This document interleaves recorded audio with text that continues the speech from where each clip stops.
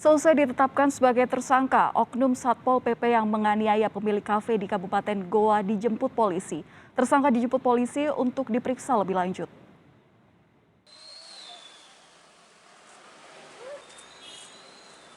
Tersangka penganiayaan pada perempuan pemilik kafe di Kabupaten Goa, Mardani Hamdan, digiring ke Mapolres Goa untuk dilakukan penyelidikan. Kepada penyidik, tersangka mengaku aksi penganiayaan yang dilakukan kepada pemilik kafe dilakukan secara spontan karena ada lemparan botol kepada dirinya. Dari penganiayaan itu adanya spontanitas, karena adanya lemparan daripada korban yang istilahnya menyebabkan emosi yang sesaat pada saat itu, spontanitas lah. Pak, lemparan yang dimaksud itu lemparan apa dari korban? Lemparan botol. Sempat dilempar. Ya. Dalam video itu tidak ada pelemparan waktu dia live. Dan kapan persisnya pelemparan terjadi, Bapak, kalau begitu? Sewaktu dia mendekati istri daripada korban siapa? Yang laki-laki, dia menuju ke sana, katanya ada lemparan yang terkena di belakang lehernya. Sementara itu, kuasa hukum korban meminta tersangka dijerat dengan pasal penganiayaan dan perlindungan pada perempuan. Pihak penyidik menetapkan, atau pihak kepolisian menetapkan beberapa pasal. Pertama pasal 351 ayat 2, karena ini termasuk penganiayaan berat sampai dihukum sampai pekerjaannya orang terganggu. Ya. Terus kedua pasal perlindungan terhadap perempuan. Jadi harus berlapis. Sementara ini kan masih 351, terus bagaimana langkah kita? Wah, itu nggak benar itu. Terus berarti paling tidak 2 laporan. Emang saya salah apa, Pak? Masalahkan yang lain. Isimu saya periksa. Masalahkan saya punya pakaian. Mana isimu? Kenapa dengan pakaian Dalam. saya? Saya tutup ini kalau tidak ada isimu. Kejadian dugaan penganiayaan ini terjadi pada Kamis malam lalu.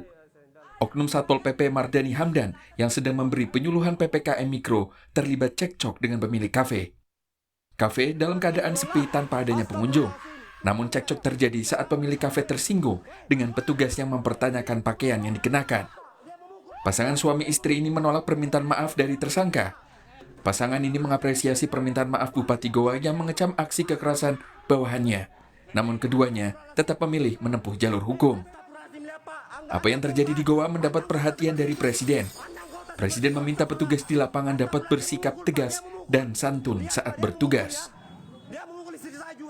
Kemudian hati-hati dalam menurunkan mobility index mengenai penyekatan dan penanganan terhadap masyarakat, terhadap pedagang, PKL, toko.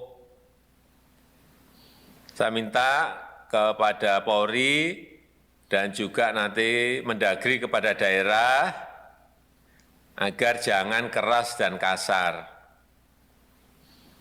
tegas dan santun.